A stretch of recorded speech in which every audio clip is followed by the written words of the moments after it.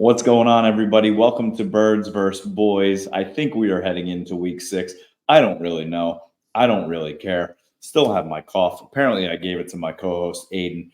Baby's above me, coughing. Cowboys lose 42-10. Everything is bright and sunny.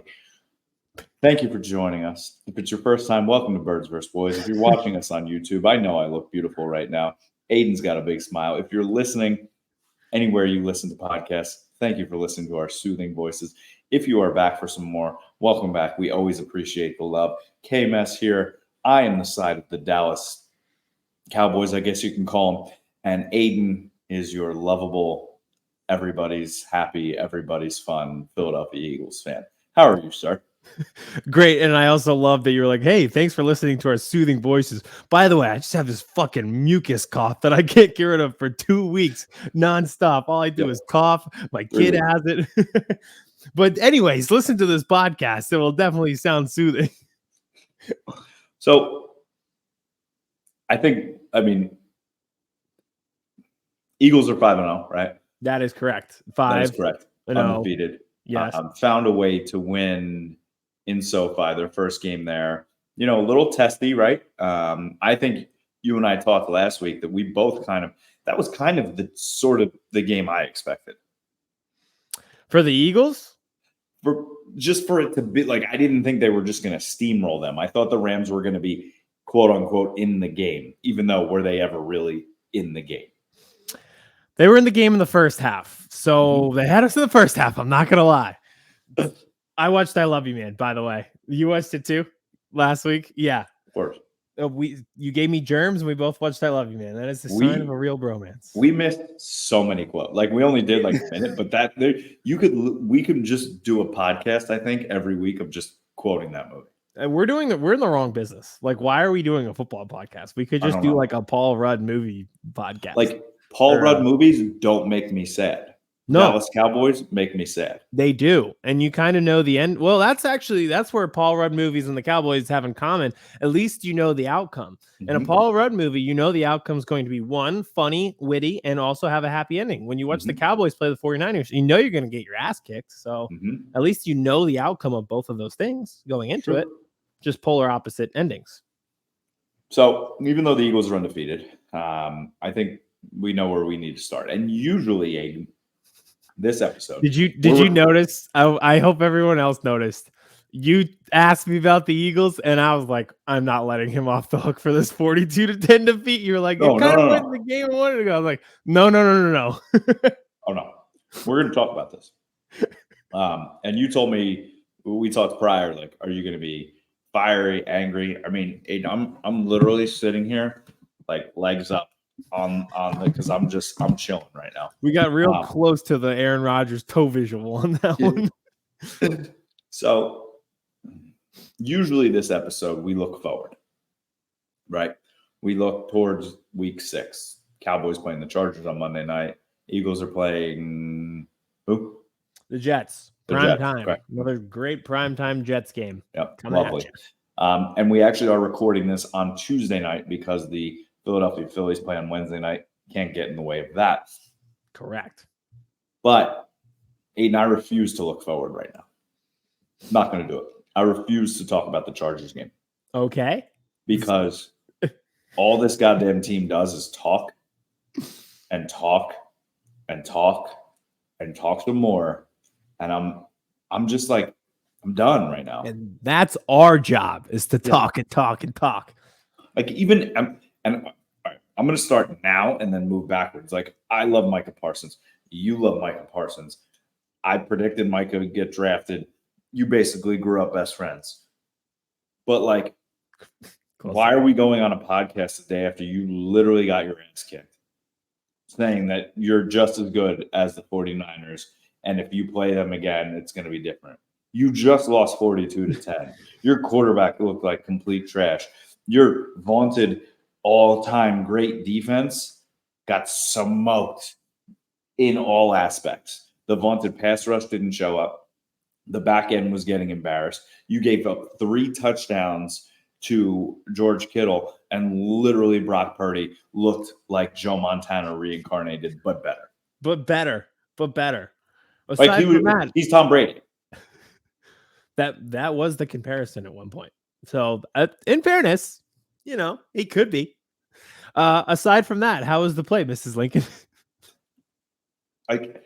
So again, and you and I talked to Chase Sr. last week, and I the way I formulated my one question to him about how big the Cowboys were making this game compared to the Niners, and Chase said that it was a big game for the Niners, but for completely different aspects and reasons. I think it was a big game for the Niners because they just want to win football games because they want to be the number one seed. Yeah. It was a big game for the Cowboys because it was like, oh, well, we lost so many times, and now we brought in Stephon Gilmore, and here's Brandon Cooks, and we drafted Mozzie Smith, and we got mean, and we're bullies now, so we're going to bully the big, bad, mean 49ers with their boombox. And then they came in and literally got smoked worse than any other time that they played. At least the other games, like, came down to Dak running up the middle like an asshole and the last play, or your kicker missing 47 extra points. Like, which is worse of the 3 losses to that end of your season? The other night, what was the other one's by far. This one I was laughing. Like, this one, it's like, you lose like that, and you're just like, okay, like. But like, you ever get your ass beat so bad that you're not even angry? You're just like, damn, like, you got me. That ass kicking was like, remember back in high school when like people could actually fight? Yes. Like, and you got your ass kicked, but then you were like boys afterwards. Like, that's what that was. Like, I feel like they need to like combine forces now, and like the Niners should be able to just get like Micah Parsons, and CeeDee Lamb, and like 2 other guys that just they take them now. Like I still don't understand how soccer works, where they just like loan people. They're like, that is the craziest thing of me. I don't understand soccer at all. All of a sudden, they're just like, Micah Parsons is being loaned to the 49ers for the rest of the season, and then like 4 games next year, but then he'll be back. But the Niners are paying the Cowboys $8 billion to rent him for 7 games. Yeah. So, and I was going to get into this later, and I will. 49ers, Eagles, and the trajectory that they're on. Just the rest of the NFC, maybe the Lions. Like, the Lions seem good, but also like, no. I mean, they beat I know. I'm not sold, and I feel like I should be sold, but I just wasn't still. So it's like they're on this collision course. Like, the rest of the NFC should just give like parts to both teams. Yes. So just, we'll just have like one giant, like, final scene of the Avengers moment. I don't know. It just every aspect. And am I mad? Yeah. But like you said, like Paul Rudd movies, the ending. Mm-hmm. Smart people knew the ending before it was coming. Did I think it was going to be 42-10? No. I'm not going to lie to you and think. But my prediction was like 24-13. So I was off by like 2 touchdowns. And I didn't think the Cowboys offense was going to get it going against this defense. 1, because they never have. And 2, the Niners defense is better than they were before. And Fred Warner and Greenlaw are just like assassins. Like, the things that they can do. Fred Warner is just. How did Fred Warner run with Brandon Cooks? I don't. That was like top 30. Like, he had like 4 plays where I'm like, could anybody else in the league do this? Maybe Micah. Micah might be the other person who could. He was in coverage on a wide receiver. He forced a fumble that somehow stayed in bounds. He sacked. That play is the play where you're like, not our night. Not your night. Not our season. The way it ricocheted and stayed in bounds, and you're just like, how? That was like it happened, and it was like one of those moments where I like sat back and I'm like, all right, that's cool. That touched somebody. It's still our ball. And then I saw the replay, and I was like, that didn't touch anyone. Yep. Wasn't your night. He's insane now. He is actually insane. I have one 49ers thing, and then I know you don't want to look forward, but I'm going to pose you some questions about the team in general. And I have 2 more things I want to get to, and then we can pose. Okay. Quick on the 49ers. Do we ever think about how the Commanders like shifted the entire force of the NFL landscape? by being the worst run organization and running their owner out of town Mhm. because they wouldn't help Trent Williams with literal brain cancer. Yep. So he's the best tackle in the league, and the 49ers got him for a 7th round pick. So they gave up 0 draft ammo and then used that draft ammo to get the best running back in the league on top of the best tackle in the league. So they kind of just shifted the whole league by just not helping out a guy with brain cancer. And now it allowed the 49ers to do all of these things. And speaking of Trent Williams, the weakness, if any, of the 49ers, they have maybe 2 weaknesses. Being attacked on the outsides on the defense, if you want to call that a weakness, but I think that's where the Eagles are going to attack them. And then right tackle. McGlinchey's gone. McKivitz is your boy. It is my boy. McKivitz is the one weakness. Why in living hell was Micah Parsons rushing on Trent Williams all night long? Why? Okay, this was actually one of the questions that I was going to ask you. This defense looked good for 4 weeks against the Giants, who are on a statistical, historical, horrible pace. Going to be one of the worst offenses of all time. Zach Wilson and the Jets. Mm-hmm. So not exactly flamethrowers here. Why is it that Micah Parsons keeps getting neutralized against good teams? Because it happened against the Eagles on the Sunday Night Football game, and now it's happened to the 49ers again. It's scaring me. What is going on? It's scaring me. And it's the same strategy. I mean, I went back and watched a lot of the tape of this Niners game too. Shanahan had a perfect game. He was Micah was getting chipped and hit by everybody on every play. It was Juszczyk, it was Kittle. It was a combination of things. Their plan was to take Mike out of the game, and he was taken out of the game. And Dan Quinn had no way to figure it out to get Mike in different situations. I mean, now Mike is probably going to have to be playing more linebacker again with Leighton Vander Esch out 4 to 6 weeks, which probably means more like 9 to 10 weeks. But I don't know, and it's been in the back of my head, scaring me, all this all-time generational guy that's supposed to be able to beat anybody and anything. When he's up against talent that I guess you could say is on par with him, it seems like he never comes out on top. So 2 things. Maybe it's just because I'm biased. That is totally true. He keeps getting neutralized, but it seems like he's getting neutralized by scheme, not by talent. Now, he was going up against Lane Johnson and Trent Williams, who are the 2 best tackles in the league. So it's a little bit talent, but it feels like the scheme is running him out of the game. And you have this guy who we talk about in every interview, who was a kick returning running back linebacker in high school and college. And they seem like they've turned him into this one-trick pony of just rushing again and again. And it's why don't you just switch up where you line him up at? And and he'll have to play linebacker, but let him play linebacker a little bit during the game. That's the thing that they were doing earlier in the season. He was rushing up the A gap. I mean, who was it? I think Zach Wilson. He came right up the middle. But this game, it just seemed like it was hand in the dirt, play after play after play against Trent Williams, and then every once in a while he was rushing against McKivitz, and that was the one play where Jaron Kearse and him got in the backfield for the sack when Purdy started running away. But you're right. It just seemed like it was okay, let's try it again. Bang your head against the wall. Bang your head against the wall. The Cowboys in general. It seems like they hit the same point, and then you bang your head up against the wall. Uh-huh. Second point of players is this whole CeeDee Lamb. I have this cough too. I can't believe you gave this to me. Welcome. Maybe Lisa gave it to you. Maybe blame her. Well, she's definitely not coming to the game now. Tell her she is out. Done. See ya. Out. This CeeDee Lamb thing, I am really paying attention to. He is not a happy camper. Hasn't been for a couple weeks.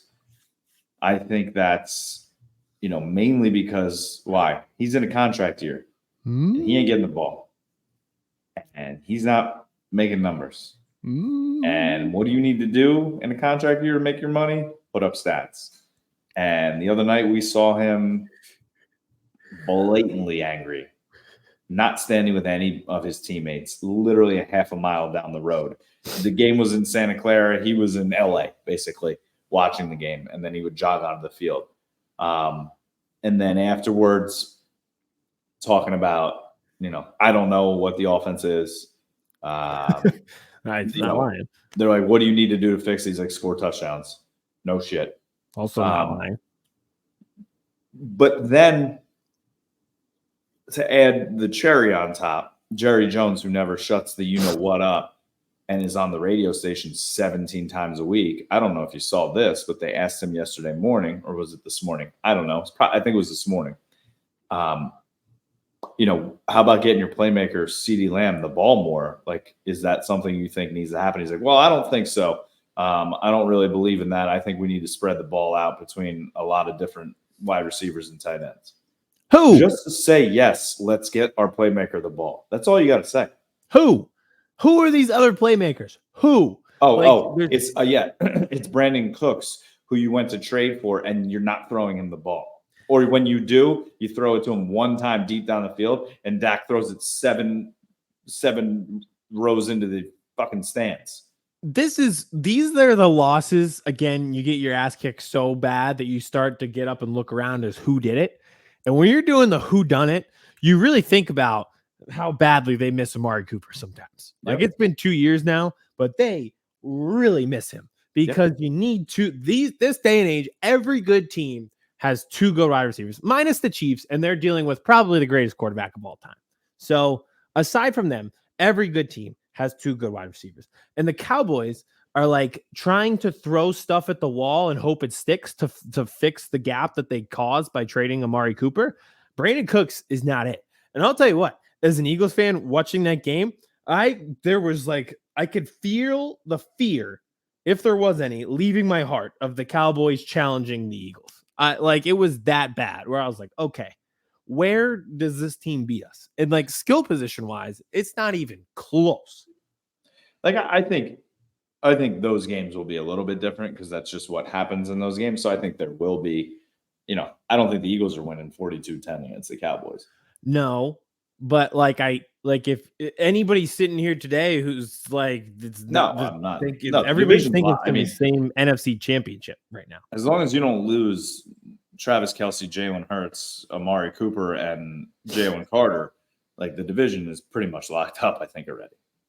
That's what injuries aside, which keeps happening to us though, so who knows? But like through 5 weeks, I could like feel the fear leave me. Now, they're playing the 49ers defense, who's insane, but it's just like there's certain things you like watch that team and you're like, okay, there's this commitment to running the ball, but why are we running the ball? Like, what is this Texas style? What do they call it? West Texas Coast. Hate it. Hate that name. Doesn't instill fear at all. And you start to think about it, and it's like, okay, well, they traded Amari Cooper, and then it was the same year that Gallup got hurt, and Gallup never really returned. And you tried to plug with Brandon Cooks, but Brandon Cooks is like 30 now on a 7th different team, and they lost Dalton Schultz. Hasn't done a thing. Yeah, and it's like, even though Dalton Schultz wasn't the best, but they tried to plug him with rookies, and they don't really have a backup to that, and they didn't really they brought in speed, but they don't utilize the speed because now they want to run the ball. And it's like the domino effect from letting guys walk out the door is starting to be interesting. Now your second pick this season, Schoonmaker, who was the tight end, has 6 targets, 1 catch for 1 yard on the season. Mozzie Smith, who is your number 1 pick. Aidan, I don't know if he played a snap the other night. Like, I don't know. I saw him once. Okay. Dead serious. I saw him once. But I will tell you, the other big man, Jonathan Hankins, did come to play. He had 2. He did. It was Jonathan Hankins and Brandon Aubrey. Those are my only 2 thumbs up. So when we do the reallocation of forces, they'll get Micah and we can get Jonathan Hankins and put him next to Jalen Carter for when we do our end game 49ers Eagles bout for the NFC. He would be a hell of a addition to your line. He's a big mean man. My last thing I want to talk about this, okay, you lose 42-10 against arguably the best team in the league. That's fine. You know what? They're the best. Sometimes you throw a stinker out there. Sometimes it's the best team in the league and you just can't handle it. But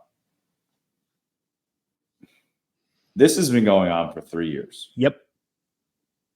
And when they got the Niners the first playoff game at home, all the talk was they got the team that you want to play. They wanted to play the Niners. That's who they wanted to play. But you and I sat here on this show and I said, hey, let's wait a second. I don't know about that because of stylistic.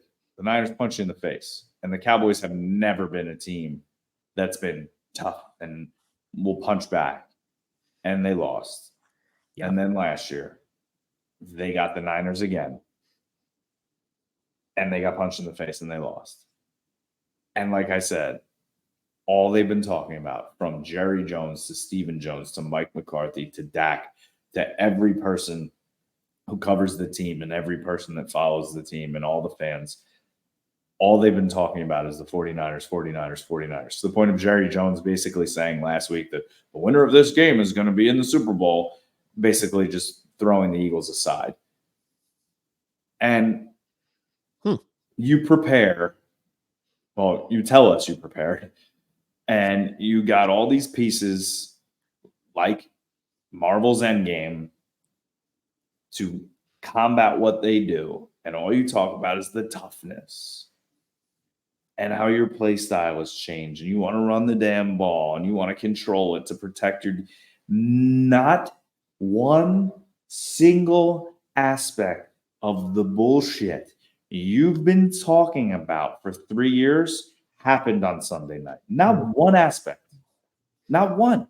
Your quarterback, who we really need to have, and this we're not going to do it tonight, a legitimate conversation, Aidan, about what to do moving forward. Because paying that man $50 million next year,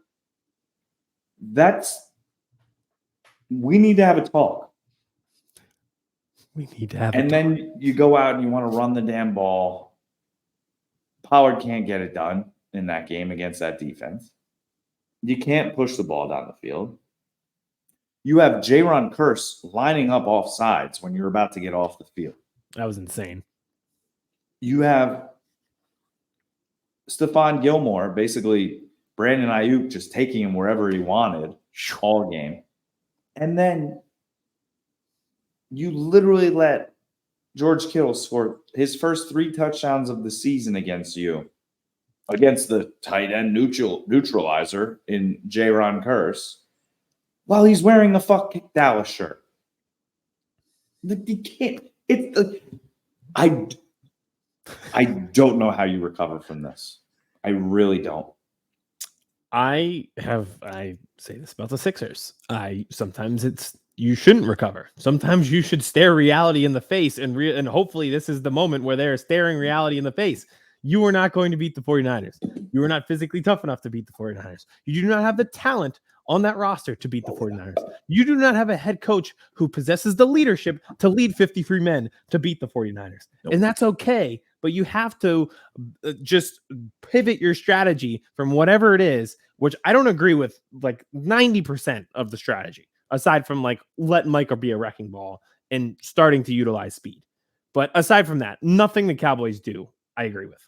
So this is a good moment to be like, no, we can't beat them. This is reality. Stare it in the face. Look it in the mirror. It were sucks, but it's completely. Here. They are not in the same class. They are not in the same stratosphere. It's not close. And to be fair, like nobody, I don't feel like anybody really is right now. We'll talk about the Eagles, and I think the Eagles like are a 9.8 out of 10, and the 49ers are a 10 out of 10, and I think the Dolphins are 9.6. Yep. But aside from that, there's no one really in that stratosphere. But like, understand that. Shut up. Yeah, just like you're trying to mirror them, and you're not. That's not doing anything. Like you're just, like you said, you're just running into the same wall again and again. And guess what? Now they need to get on a plane and fly back to California for another primetime game against an offensive coordinator in Kellen Moore, who's going to want to hang 60 on them. Well, that's not going to happen. I've seen the same Chargers game like 62 times. We know how this game is going to go. That's why we didn't preview it. And I know that you told me going in we weren't going to preview it, and that was part of the gig. because we needed to have a deeper conversation on the Cowboys. We've seen the same Chargers game. They're going to lose this game in the fourth quarter, and the Cowboys are going to win. Brandon Staley's going to do something that's fake aggressive, and it won't work, and the Cowboys will get the ball. Like what? Like Dak throw an interception, and then Brandon Staley decline it. Like, no, they can keep the ball. Yeah. That's what's going to happen. There is going to be a moment with 6 minutes and 36 seconds left in the game where it's 4th and 2, and it's at the Cowboys 44, and the Chargers go for it, and they hand it off to Austin Eckler, and Micah Parsons makes a play in the backfield, and they get the ball back, and they score, and they win the game, and everything the next day will be like, are the Cowboys back? And why would the Chargers do that? And we have the same conversation every week.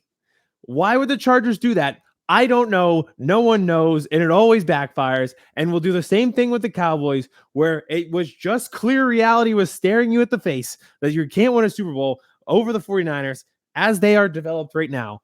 And then we'll beat the Chargers and be like, well, I don't know. No, we know the end of the movie. Again, it's the opposite of the Paul Rudd effect.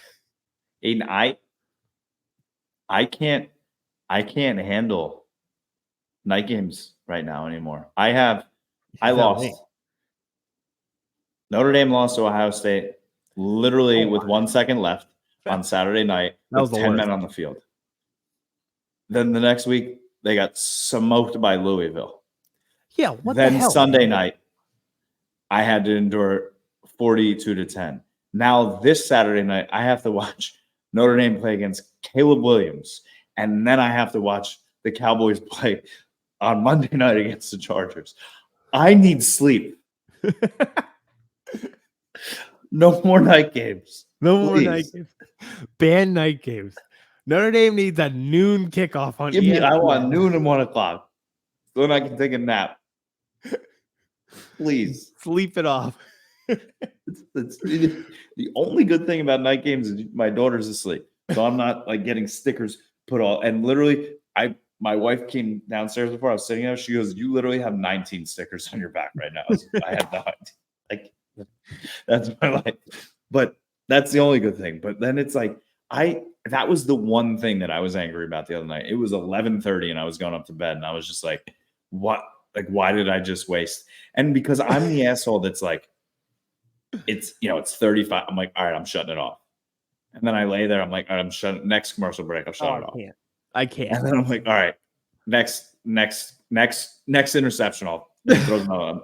All right, just maybe a couple more minutes. And then all of a sudden I'm watching the Tony Dungy at the end of the game talking about how bad they were. Yeah, the preview of the game for next week. You're like, all right, well, see you next Sunday. I do the same thing. I can't quit. Like, you got to do a lot for the Eagles. I think I've quit watching 2 Eagles games in my entire life. And one, it was Thanksgiving and we were down 35-0 and dinner started. So I was like, I had no choice. So I'm the same way. Just can't stop. All right, I've been told I need to be quiet and the baby is awake right above me. So I will let you talk now about the Eagles. Okay. It might be a little bit more cheerful. I am very pleased with where this team is at. I am very pleased with who is executing. I'm very pleased with the style of play, especially in the second half. And I'm very pleased with the footing that they are finding on defense. Nakobe Dean will probably be back this week. Bradley Roby got thrown in the second quarter. Cooper Kupp had 5 receptions on their first series. He had 2 receptions the rest of the game. Seems like Roby could be a solid starter in the slot corner. It feels like they're starting to put it together. Fletcher Cox will be back. Hassan Reddick said, I'm struggling with this stupid cast. I can't sack people. He got it off and he was like, I feel like I'm myself again. And he's had 3 sacks in 2 games since. I'm very pleased with that. I'm very pleased with the scene in SoFi after he gets the sack on 4th and 12, back-to-back sacks, and the crowd erupts for the away team. The defense, I'm at a good point. That means catastrophe is about to spike.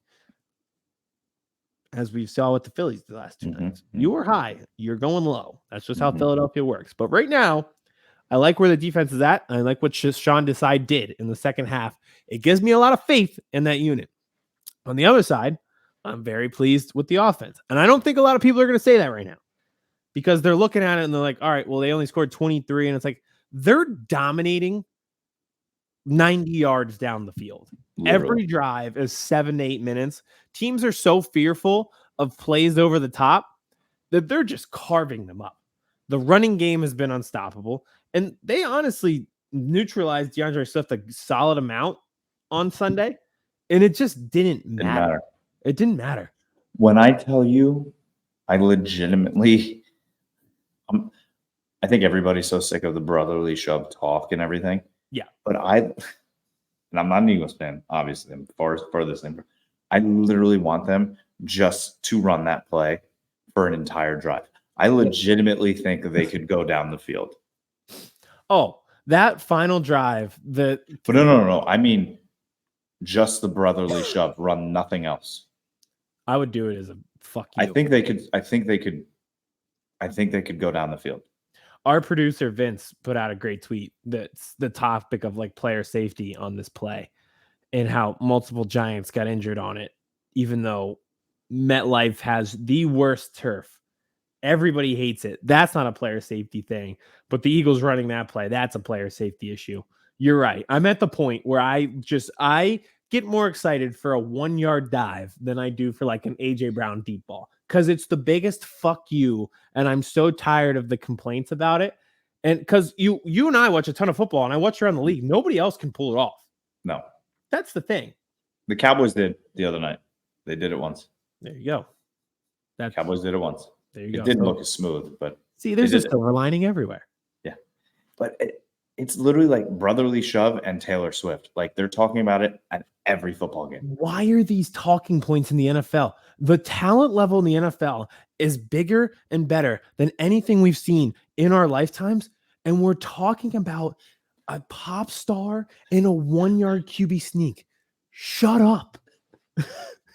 These are not controversies. Oh. There's no drama here. Here are the things that I don't want to talk about as long as Justin Jefferson, TJ Watt, and Jamar Chase are on football fields. Justin Jefferson's not going to be on a football field for a couple of weeks. Okay. As long as AJ Brown, Jamar Chase, and TJ Watt are on football fields. I don't want to hear about who's in the box at Chiefs games. I don't want to hear about the player safety on a QB sneak.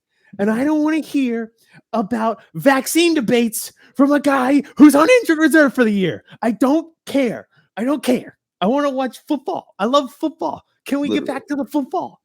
Literally, please. Just talk about how fast Tyreek Hill looks. The Dolphins offense is insane. And we don't talk about Devon Achane is unreal. Like every week now, he's hurt now too. But every week he rips off this 70-yard play, and the motion pre-snap that the Dolphins are running has never been seen before in the league. Mm-hmm. If you see their route tree, it's good luck. It's like if every driver on the road was driving drunk at the same time on an interstate. That's what it looks like with their pre-snap motion and their route tree. It's insane. It really is. And we just ignore it to talk about who's in the box at the Chiefs game. I can't do it anymore. And we have maybe the best football coach in history getting blown out back-to-back weeks. Yeah. And Mac Jones looking like worse than Daniel Jones. Cooked. Yeah. And we're talking about the Tush Push, or Taylor's not at the game in Minnesota, and then Travis got hurt. What? No. Talk about Bill Belichick. Bring that debate back up. No one saw it. Obviously, it was Tom. Yeah, but I missed the days when we debated Tom or Belichick. Yeah. Who was responsible for the Patriots dynasty? Now, next year might be Belichick or Caleb Williams, who's responsible for the success of the Patriots. The way things are going up there. That was an obvious, they're going to get smoked. A 1:00 game against a random team in the Saints, and they lost their two best defensive players the week before. Yep. That felt like it was going to be dead. They got caught in a bad spot. Speaking of the afternoon games, did you want to just touch on the Ravens? Yes. God, yes. Okay. I picked Lamar Jackson to win MVP. I picked the Ravens to win the division.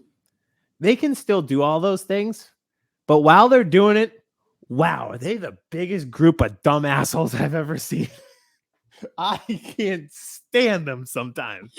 They look so good, and then they forget how to catch.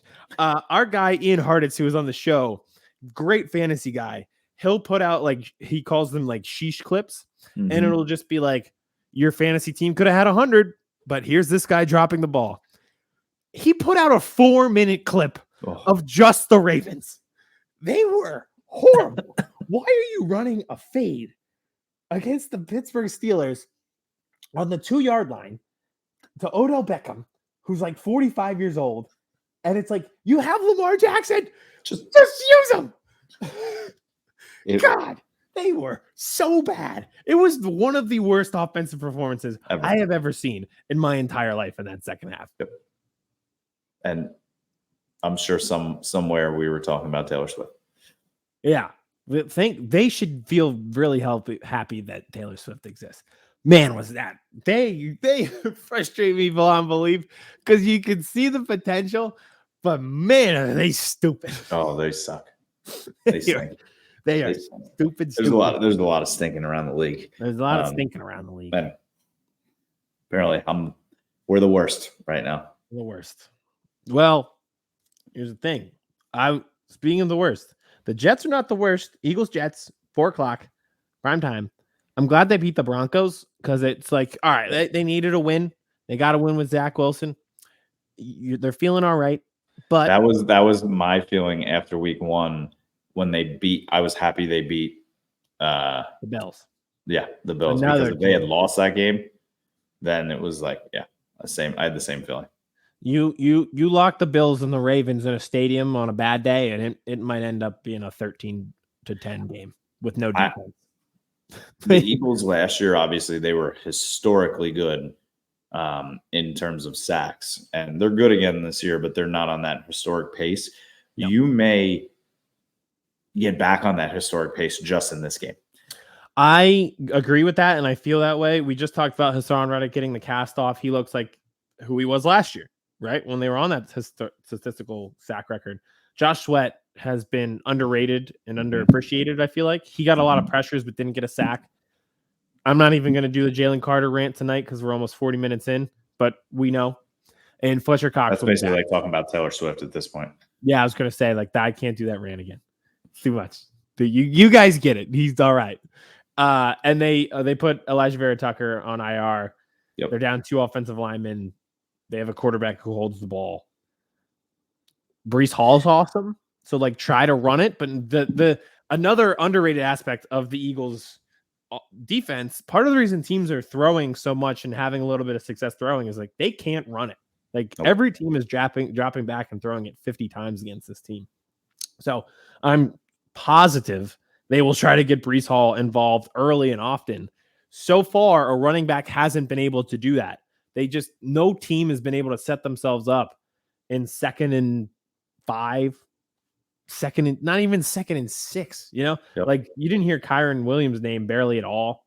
Again, part of that was because the Eagles had the ball 9 minutes a series. But unbelievable. Yeah, I mean, they've neutralized so many people this year that if that continues, like if the same thing happens on Sunday and Breece Hall can't get going and it's the same as you've seen all year and they're relying on Zach Wilson again and again, that feels like 2 interceptions, a forced fumble, and 5 sacks. That's just how it feels. Yep. Yeah, I think I'm not going to say it's a cakewalk, but it's just these are the games that you want to play when you're quote unquote not there yet, but you're 5-0. Yes. And that game. So this is perfect segue from SoFi West Coast, come back to the East Coast and put the finishing touches on it. I know they only scored 23, so it's a little bit lower in terms of like scoring output than normal, but that felt they didn't need it. They didn't need it. And they held the ball. Yep. They threw another end zone interception. So like that doesn't happen. And Hurts missed Quez Watkins standing by himself, or else they score 30 again. It was like 1 or 2 plays keeping them from scoring 30. They totally dominated time of possession, plays, yards per play. They had no AJ Brown outperformed Cooper Kupp. Dallas Goedert had 7 receptions for 118 yards.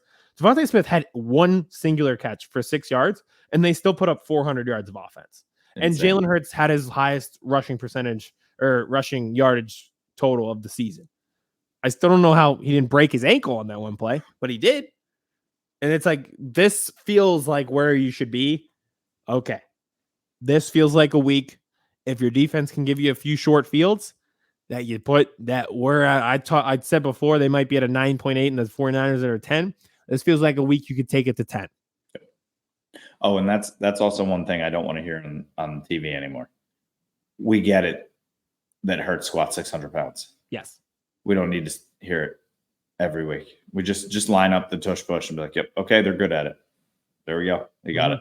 Yep. So this offensive line and a quarterback who squats 600 pounds. No wonder they're good at it. Yeah, we know. Okay. You don't have to say it. Can I say one thing? Because this reminds me, I think Greg Olsen is awesome, and I know that they have Tom Brady coming, but we need to do something about Greg Olsen to keep him around on big games, because his insightfulness during the game was refreshing. And I went from watching him in the Eagles game, and the next game on was Collinsworth, who I like better than most people, and I was like, like Olsen is the best right now. Yeah, and I don't know if anyone's talking about that. He's awesome. Have you seen that Fox commercial with all of them talking about how to fit in the word sacks? They're like saccaroni and cheese. Oh yeah. I love that commercial. That was good. I shouldn't say this because it's sacrilegious, but maybe sacrilegious. It's a great commercial. Sacrilegious. His partner Kevin Burkhardt's also really good. Yeah, they have a couple good crews. They really do. I thought they did a good job of not they talked about the tush push, but I thought Olsen's take on it was it was kind of it's 600 pounds and everything like that. But he also was it's not a safety issue, nothing like that. So I just thought that they did a good job of covering that game. I wonder if Brady never comes. I don't know. We'll see. Maybe not. Maybe you go somewhere else. Maybe all right, so Cowboys play football Monday night against the Chargers. Cool. That's all I got. Yep. And we know exactly how the game's going to go. The Eagles have never lost to the Jets in their franchise history, so I would like to continue that trend. That feels like a really good trend to keep up. It does. Would you like to do a quick power rankings and get out of here? Sure. I definitely prepared them ahead of time. I mentally did mine. This is so funny. I do mine in my head 3 times a day, and then I forget to write them down. Yep. Do you ever do that? Absolutely. Okay. Tell me when you're ready. Let's do it. Hold on. I have my 5th one, but I just did a rant on them, so I feel like I have to take them out. So the Ravens. The Ravens were 5. So starting with number 5, I do not have the Ravens because I need them to get their shit together. So at 5, I have the Lions. They're 4-1. They handled business at home. That was probably their most dominant performance of the season. The Lions, don't sleep on them. At 5, I have anybody but the Dallas Cowboys. Uh-oh. I have a feeling I know how this is going to go. At 4, I have the Chiefs. They seem to be rounding in the form. They lost week 1. They haven't lost since. It just feels like how it's going to go. And you look up and they're like, oh my God, they're 14-3 now. 4, I have not the Dallas Cowboys. Uh-oh. The plot twist here would be if you had the Cowboys at 1. At 3, I have the Dolphins. We talked about their pre-snap motion, their route tree, everything like that. They're changing the game, and it's awesome to watch. At 3, I have not Rowdy or the Dallas Cowboys or Jerry Jones or anyone affiliated with the Dallas Cowboys. At 2, I have the Philadelphia Eagles. They have started around into form. Dallas Goedert's looking good, dominant in the run game, over 400 yards of offense again. We're getting there. At 2, you guessed it, not the Dallas Cowboys. At 1, I've got the 49ers. Who did they beat on Sunday night? The Dallas Cowboys. So at 1, who do you have? The 49ers. That's our power rankings for the night. That's our show. Subscribe on YouTube. We'll be back. Game day reaction shows coming after the games. Maybe. Kevin's got to sleep. He's got another primetime game. So I don't know if you're going to get that one, depending on how it goes. The Phillies hat is on. It's baseball season. At least I got the Phillies. At least we got the Phillies. Even though now Aiden's blaming this guy for the four. You brought bad vibes. You came in, and then that ball would have went out a week ago before you were in the fan base. I was at the Wheeler game the other night. That's true. I brought the vibes. Philly just Phillied. Yeah, it goes from everything going well to catastrophic in a real hurry. Mm-hmm. We'll see what happens next. We'll see what happens next. But even though we will know what happens next between the Chargers and Cowboys, we've seen it 1,000 times. Talk to you all next week. Follow us on TikTok and Twitter in the meantime, at Birds vs. Boys Pod, everywhere you find social media and podcasts. Just shut up and play football. Let us talk. Chris Hansen here, and I'm going to need you all to take a seat right over there and check out Birds vs. Boys. I think you're completely right here, and I hate it. Yep. Hey, idiots. Stop doing dumb things. I got 2 phones. Upset alert. Upset alert. I might go insane. I think you're already there. There's no hope. Hope is gone. If this was an AFC North podcast, we'd be done in 15 minutes. Bob Hope. I'm going to drink bleach. That is the team you promised me you were going to be this year. This is the Consciously Hopeful podcast. I'll be watching.